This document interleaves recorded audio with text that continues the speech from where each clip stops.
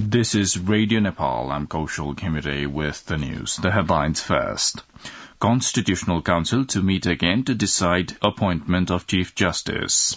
Prime Minister Pushpakamal Dahal Prachanda pledges socio-economic development of remote areas. Indian Prime Minister Narendra Modi sends a good health message to President Ramchandra Pautil, who is currently undergoing treatment in New Delhi. And at least 78 people killed in a crush at a school in the Yemeni capital Sana'a during distribution of charity for Ramadan.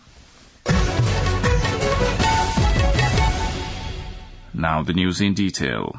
A meeting of the Constitutional Council held yesterday in Singh Durbar discussed about the appointment of Chief Justice but failed to reach to a conclusion.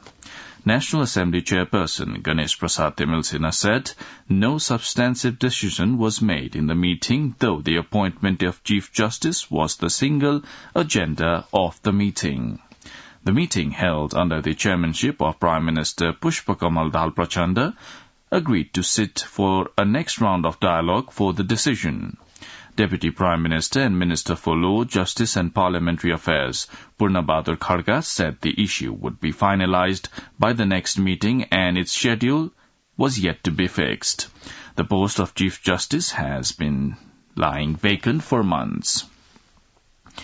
Indian Prime Minister Narendra Modi has sent a message wishing a speedy recovery to President Ramchandra Pautil, who is currently undergoing treatment at the All India Institute of Medical Sciences, AIIMS, in New Delhi.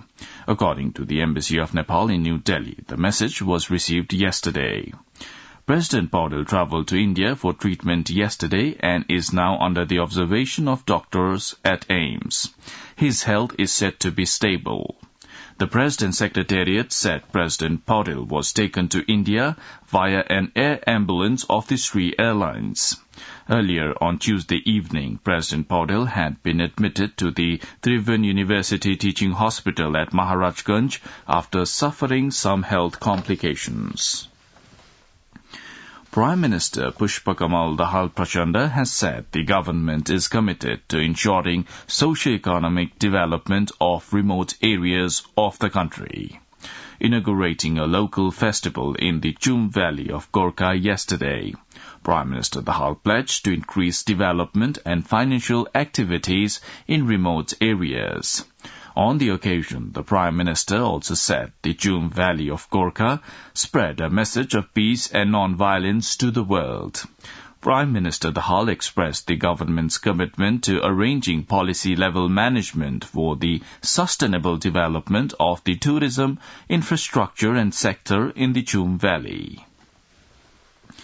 The House of Representatives yesterday endorsed the Bill for Investigation of Abuse of Authority, CIAA Third Amendment.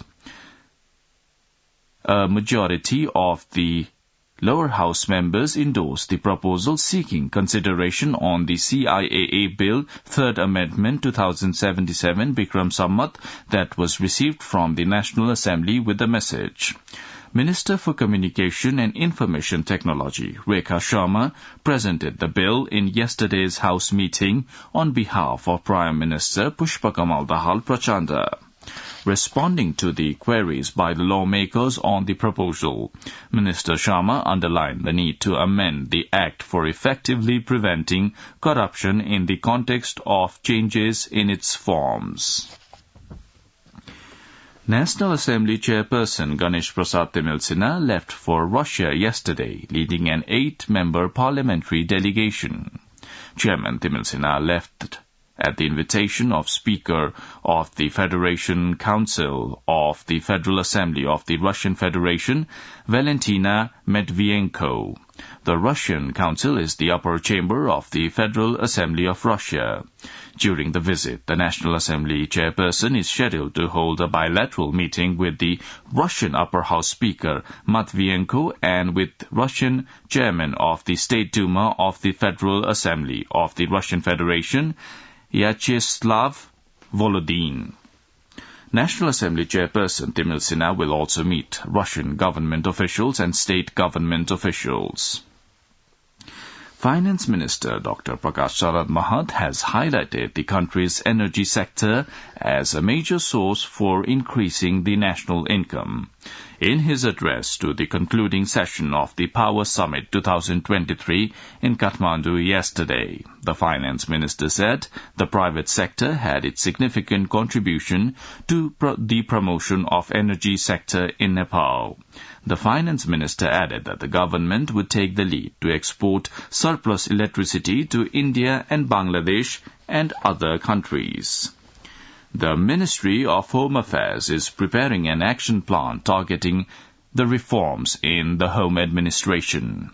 The Home Ministry Reform Action Plan is in the offing by revising action plan launched in the year 2021.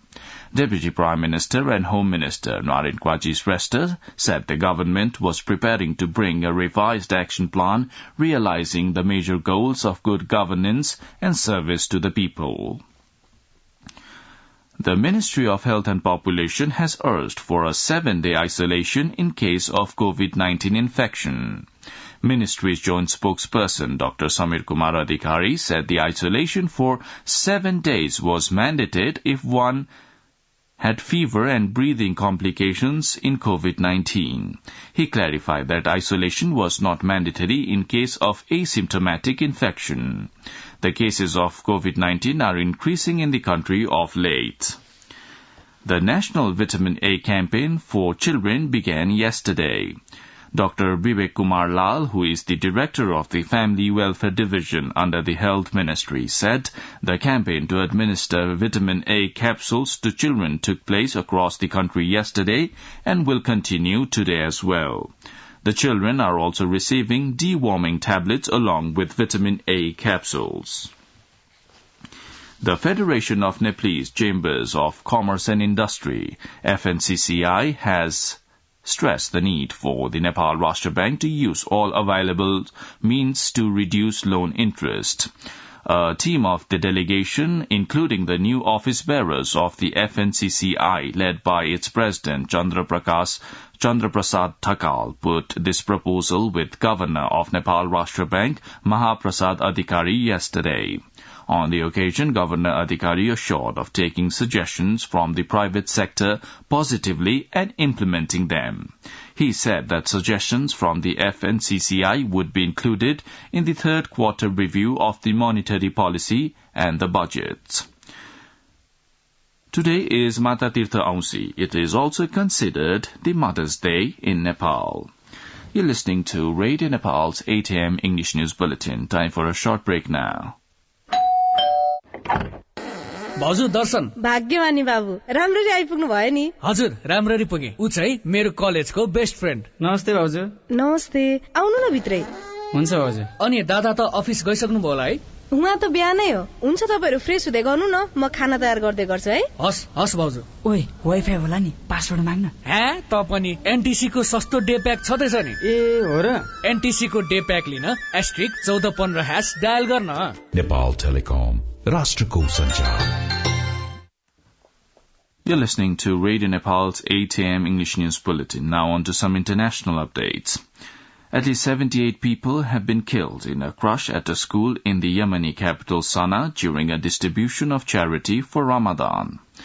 Video footage on social media showed chaotic scenes after the incident in the Bab al-Yaman area of the city. Reuters news agency reports that hundreds of people crowded into the school to receive donations which amounted to about $9 per person. Houthi rebels have run the city since they drove out the government in the year 2015. Those responsible for the distribution have been detained and an investigation is underway, according to the Interior Ministry. Many people who were also injured in the accident and 13 are said to be in a critical situation. The United Nations estimates that India is on its way to becoming the world's most populous country, overtaking China with almost 3 million more people in the middle of this year. The demographic data released on Wednesday by the United Nations Population Fund estimates India's population at 1.4286 billion against 1.4257 billion for China. The report says 8 countries, the Democratic Republic of the Congo, Egypt, Ethiopia, India, Nigeria, Pakistan, the Philippines and Tanzania will account for half the projected growth in global population by the year 2050. Population experts using previous data from the United Nations have projected India would go past China this month, but the latest report from the global body did not specify a date when the change would take place. Now, the general weather forecast for the country for today. According to the Meteorological Forecasting Division, the weather will be partly to generally cloudy in the hilly areas of Karnali Province and Sudur Paschim Province, and it will be partly cloudy to mainly fair in the rest of the country. Isolated brief rain or thunder showers are likely to occur at a few places of the hilly regions of Gandaki Province, Karnali Province and Sudur Paschim Province, and at 1 or 2 places of the hilly regions of Kosi Province and Bagmati Province. With this, we have almost come to the end of this news bulletin, but before wrapping up, let's have the reminder of the headlines once again.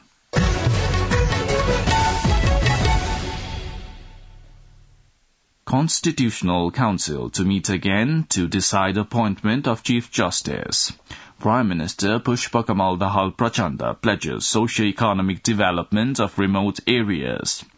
Indian Prime Minister Narendra Modi sends good health message to President Ramchandra Paudel, who is currently undergoing treatment in New Delhi. And at least 78 people killed in a crush at a school in the Yemeni capital Sana'a during distribution of charity for Ramadan. Well, that's all the news we have for this bulletin. Our next bulletin in English will be at 2 in the afternoon. You can also listen to us online at our website www.onlineradionepal.gov.np. Keep listening to Radio Nepal and have a good day.